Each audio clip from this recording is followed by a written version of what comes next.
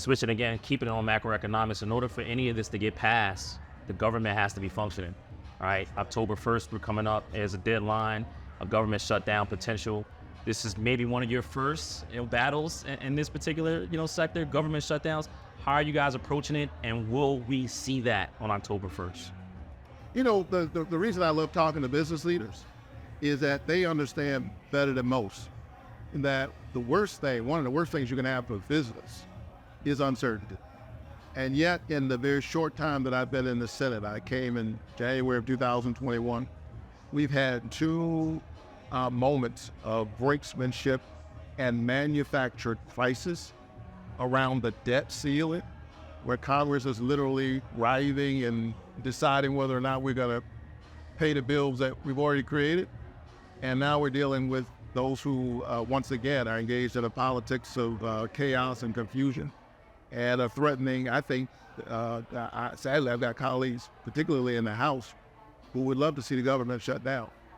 Well, I think that they have cynically decided that that's in their short-term political interests. And what a tragic and cynical kind of analysis.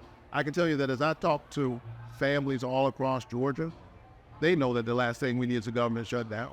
Business people know that. And I think Congress needs to do its job. In the Senate, we have passed all 12 appropriations bills out of committee. And we've done it on a bipartisan basis with much credit both to the Chair Murray on the Democratic side, and Susan Collins and others. We passed them all out of committee. The House needs to ensure that the adults in the room are standing up, cooler heads prevail, and we keep the government open. If we don't keep the government open, we can't provide the resources that are needed right now in Maui, where we've seen terrible devastation, in Vermont, and in my own home state of Georgia, where we saw a hurricane create a lot of damage for growers in that area. The politics of chaos we have to resist, and we end up here when we center the politics rather than the people. I think that is the root cause for a whole range of problems in our country. When you look at the chaos in the House, you really want to kind of get below the surface. Why are we here? Well, we got extreme voices in some of these districts.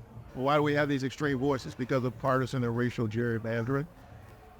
And so you may have these short-term wins, but ultimately, I think it puts that party in a pickle. They've sewn themselves up into a bag so that even their best minds and their best ideas are not what's being presented. They're beholden to these extreme voices, and it certainly doesn't do much good for the country. I decided to do this not because I love politics, but because I love change. I want to see ordinary people do well. I'm bringing the heart of a pastor to this work, and I'm inspired and honored to do it every single day.